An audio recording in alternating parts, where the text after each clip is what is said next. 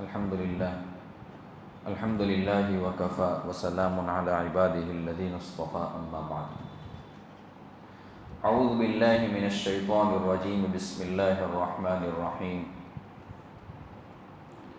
ومن يتق الله يجعل له مخرجا ويرزقه من حيث لا يحتسب. وقال الله تبارك وتعالى في مقام آخر: لئن شكرتم لأزيدنكم ولئن كفرتم إن عذابي لشديد. صدق اللہ العظیم. گزشتہ دو جمعہ کو حضرت ابراہیم ابن ادہم رحمۃ اللہ علیہ سے کسی نے جب پوچھا تھا کہ حضرت ہماری دعائیں قبول کیوں نہیں ہوتی ہیں، تو پھر حضرت نے بیان فرمایا تھا کہ 10 چیزوں کی وجہ سے تمہارے دل سخت ہو چکے ہیں اور اس کی وجہ سے تمہاری دعائیں قبول نہیں ہوتی ہیں.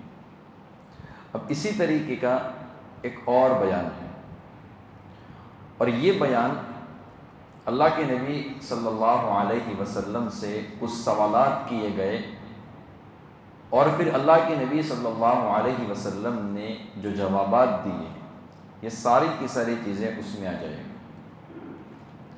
راوی حدیث حضرت خالد بن ولید رضی اللہ تعالیٰ عنہ ہیں. حضرت خالد بن ولید رضی اللہ تعالیٰ عنہ بڑے جلیل القدر صحابی ہیں، دیر سے ایمان لائے ہیں، لیکن اللہ رب العزت نے آپ کے ذریعے سے اسلام کو بہت قوت عطا فرمائی تھی. بہت ساری خوبیاں حضرت خالد بن ولید رضی اللہ تعالیٰ عنہ کے اندر تھی. بہادر تو اب تھے ہی، شجاعت آپ کے اندر تھی، بڑے دلیر صحابی تھے، لیکن جو روحانی جو صفات ہوتی وہ بھی آپ میں بہت زیادہ تھی.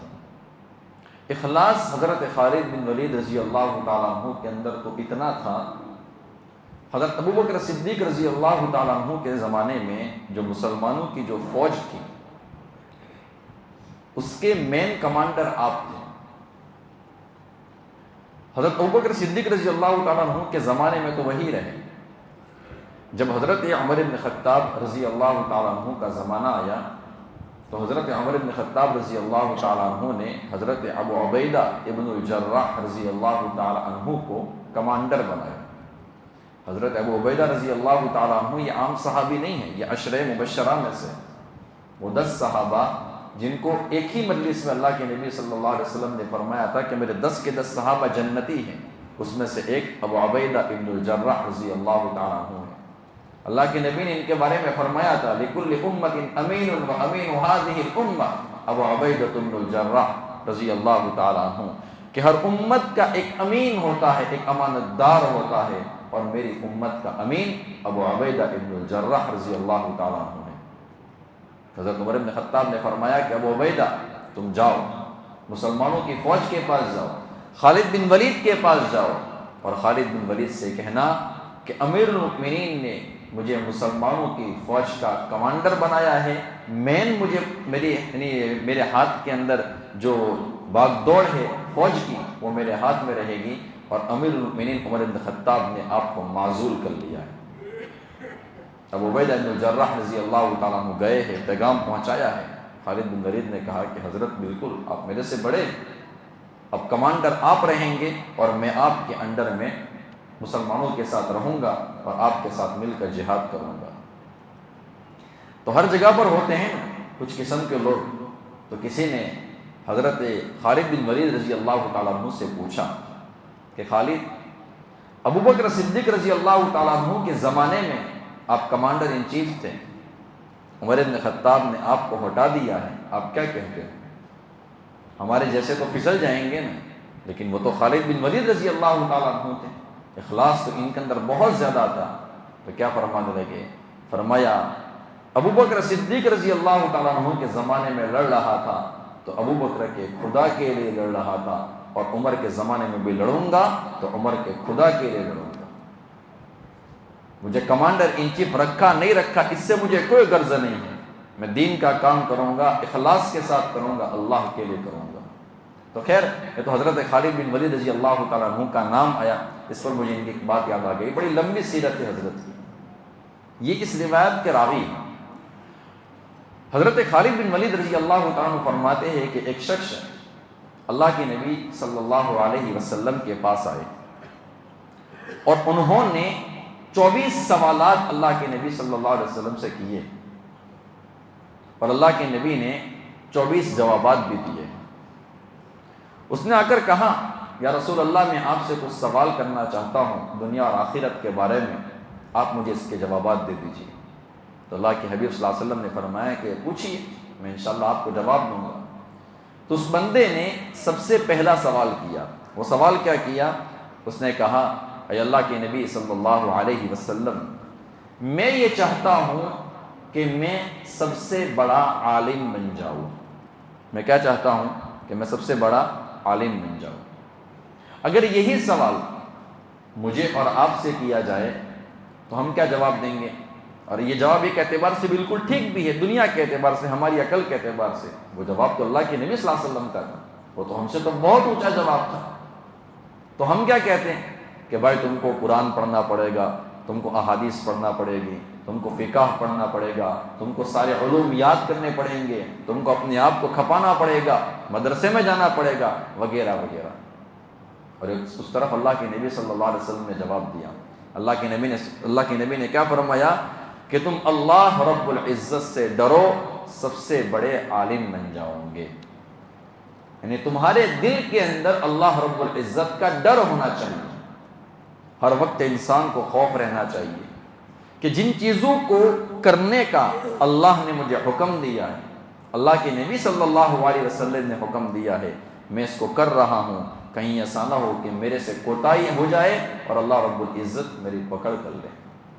اور جن چیزوں سے اللہ رب العزت نے منع کیا ہے، اللہ کے نبی صلی اللہ علیہ وسلم نے منع کیا ہے، بندے کو ڈر رہنا چاہیے اگر میں نے ان چیزوں کو کر لیا کہیں ایسا نہ ہو کہ اللہ رب العزت میری پکڑ کر لے۔ ما آتاکم الرسول فخذوہ وما نہاکم عنہ فانتہوا۔ تو اللہ کے نبی صلی اللہ علیہ وسلم نے کیا بیان فرمایا کہ تم اللہ رب العزت سے ڈرو، تقوی اختیار کرو، تو تم سب سے بڑے عالم بن جاؤ گے۔ پھر اس بندے نے دوسرا سوال کیا۔ اس نے کیا سوال کیا؟ اے اللہ کے نبی صلی اللہ علیہ وسلم، میں یہ چاہتا ہوں کہ میں سب سے بڑا مالدار بن جاؤں۔ اگر یہی سوال میرے اور آپ سے کیا جائے تو ہم کیا جواب دیں گے؟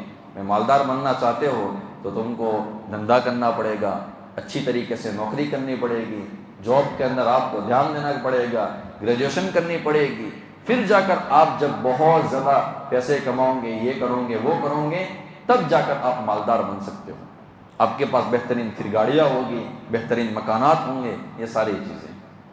اور اس طرف اللہ کے نبی صلی اللہ علیہ وسلم ہے۔ اللہ کے نبی صلی اللہ علیہ وسلم نے جواب دیا، اگر آپ یہ چاہتے ہو کہ تم سب سے بڑے مالدار بن جاؤ تو سنو، تم اللہ رب العزت نے جو تم کو نعمتیں دی ہے، جو رزق دیا ہے، اس کے اوپر قناعت اختیار کرو، سب سے بڑے مالدار بن جاؤ گے، سب سے بڑے مالدار بن جاؤ گے۔ جو رزق اللہ نے دیا، جو نعمت اللہ رب العزت نے ہمیں عطا فرمائی ہے، ہم اس کے اوپر خوش رہے کہ میرے اللہ کا کرم ہے، میرے اللہ کا فضل ہے، میرے اللہ کی نعمتیں ہیں، اس نے مجھے بہت اچھے حالات میں رکھا ہے۔ ہم ہر وقت شکریہ ادا کریں، اور شکریہ اگر سیکھنا ہو نا، ہم بزرگوں کی کتابیں پڑھیں نا، ہم کو واقعات ملتے ہیں اس میں۔ ایک مرتبہ حضرت شقیق بلخی رحمۃ اللہ علیہ فرماتے ہیں کہ میری ملاقات حضرت ابراہیم ابن ادہم رحمۃ اللہ علیہ سے ہوئی،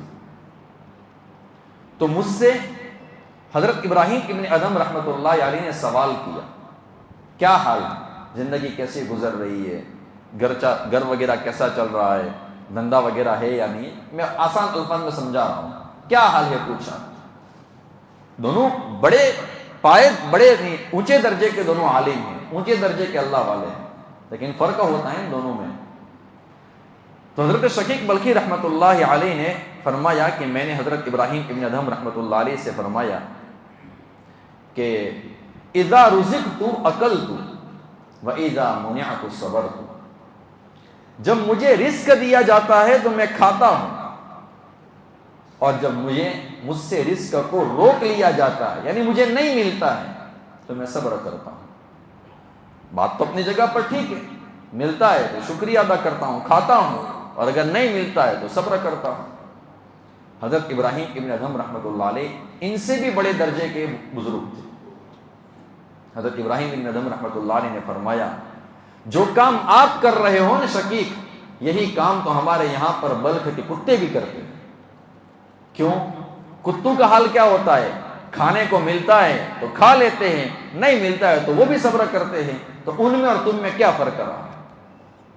سمجھ میں آ رہی ہے بات؟ ان میں اور تم میں کیا فرق رہا؟ حضرت شقیق بلخی رحمۃ اللہ علیہ فرماتے کہ پھر آگے سے میں نے حضرت ابراہیم ابن ادھم رحمۃ اللہ علیہ سے سوال کیا کہ میں ان سے پوچھوں کہ آپ کا کیا حال ہے، اور پھر میں سنتا ہوں کہ حضرت کا جواب کیا ہوتا ہے۔ حضرت شقیق بلخی رحمۃ اللہ علیہ فرماتے ہیں کہ میں نے ابراہیم ابن ادھم رحمۃ اللہ علیہ سے پوچھا کہ حضرت آپ بتائیے آپ کا کیا حال ہے؟ تو حضرت ابراہیم ابن ادھم رحمۃ اللہ علیہ نے فرمایا اذا رزقت آثرت واذا منعت شکرت، جب مجھے رزق دیا جاتا ہے تو میں خود کھانے سے پہلے دوسروں کو کھلاتا ہوں، اور جب مجھے رزق نہیں ملتا ہے تو اس پر بھی میں اللہ رب العزت کا شکریہ ادا کرتا ہوں۔ کیوں؟ اس لیے کہ اللہ رب العزت نے جب مجھے رزق نہیں دیا ہے تو اللہ رب العزت کے علم میں تھا کہ میں اس کو یہ چیز نہیں دوں گا، اس کے اندر اس کی بلائی ہے۔ کہیں ایسا نہ ہو کہ اللہ رب العزت مجھے دے دیتا اور اللہ کے علم میں ہو کہ یہ بندہ جب کھائے گا تو نافرمانی بھی کرے گا، اور میں اللہ رب العزت کی نافرمانی کر بیٹھوں، میں جہنم میں جاؤں گا۔ اس لیے کیا فرمایا، جب مجھے اللہ رب العزت روزی دیتا ہے تو میں خود کھانے سے پہلے دوسروں کو کھلاتا ہوں، اور جب اللہ رب العزت مجھے نہیں دیتا ہے، ہم کیا کرتے ہیں، نہیں ملتا ہے تو صبر کرتے ہیں، وہ کیا فرماتے ہیں کہ مجھے نہیں ملتا ہے تو میں اس پر بھی اللہ رب العزت کا شکریہ ادا کرتا ہوں۔ یہ چیزیں ہوتی ہے اللہ رب العزت کی نعمتوں کے اوپر شکریہ ادا کرنا۔ لیکن ہم کیا سمجھتے ہیں کہ بہت ساری نعمتیں دنیا کے اعتبار سے ہمیں مل جائے، اچھی دکان مل جائے، اچھا مکان مل جائے، اچھی گاڑی مل جائے، تو یہی اللہ رب العزت کی نعمتیں ہیں۔ کھانا ہم جو کھا لیتے ہیں نا، اور عافیت کے ساتھ جو کھانا نکل جاتا ہے نا، یہ بھی اللہ رب العزت کا شکریہ نعمت ہے، اور اس پر بھی اللہ رب العزت کا ہمیں شکریہ ادا کرنا چاہیے۔ ایک بزرگ فرماتے ہیں وہ ایک مرتبہ نکلے راستے سے، تو ایک راستے میں ایک بندہ ملا جو بہرا بھی تھا، گنگا بھی تھا، اور دوسری مصیبتوں کے اندر مبتلا بھی تھا۔ تو کسی بندے نے حضرت سے پوچھا کہ حضرت اس بندے کو آپ دیکھ لو، بہت ساری مصیبتیں اس بندے کے اوپر ہیں، اور ساتھ ساتھ میں یہ بندہ بہرا بھی ہے، گنگا بھی ہے، کیا اس کے اوپر اللہ رب العزت کی کوئی نعمت اب بھی باقی ہے؟ تو اللہ والے نے فرمایا کہ ہاں، اس کا منہ چالو ہے، گلا شروع ہے، یہ کھانا کھاتا ہے تو اتر بھی جاتا ہے اور عافیت کے ساتھ نکل بھی جاتا ہے، اس بندے کے اوپر اب بھی اللہ رب العزت کی نعمتیں باقی ہیں۔ اگر اللہ رب العزت کھانا بندے کے لیے بند کر دے، کھا نہیں سکتا ہے، اب دیکھ لو بہت سارے بیمار آپ کو مل جائیں گے، گلے کا کینسر ہوتا ہے، منہ کا کینسر ہوتا ہے، نلی میں سے کھانا اندر اتارتے ہیں، نہیں کھا سکتے یہ بیچارے، لیکن اللہ رب العزت کا کرم اور احسان ہے کہ ہم کھانا کھا بھی سکتے ہیں۔ اس لیے اللہ کے نبی صلی اللہ علیہ وسلم کی دعاؤں میں دعا ملتی ہے، جو کھانے کے بعد کی جو دعائیں ہیں نا، ہم تو دو ہی دعائیں جانتے ہیں، ایک اور دعا ہے الحمدللہ الذی اطعم وسقى وسوغه وجعل له مخرجا۔ اللہ کے نبی صلی اللہ علیہ وسلم نے جو دعا مانگی ہے نا، اس میں جو آخری ٹکڑا ہے اس کے اوپر غور کرنے جیسا ہے۔ اللہ کے نبی صلی اللہ علیہ وسلم نے فرمایا اے اللہ، میں اس پر بھی تیرا شکریہ ادا کرتا ہوں کہ تو نے مجھے جو کھانا کھلایا ہے اس کھانے کو تو نے نکلنے کا راستہ بھی عطا فرمایا ہے، عافیت کے ساتھ وہ کھانا نکل جاتا ہے۔ ورنہ ان لوگوں کو پوچھو جو لوگ بیچارے بواسیر اور پائلس جیسی جو دوسری بیماریاں ہوتی ہیں اس کے اندر مبتلا ہوتے ہیں، کھانا تو بیچارے کھا لیتے ہیں، لیکن جب اس کھانے کو نکالنے کی باری آتی ہے، استنجا کی جب باری آتی ہے، ان کی چیخیں نکل جاتی ہیں۔ ہمیں اللہ رب العزت کا اس کے اوپر شکریہ ادا کرنا چاہیے۔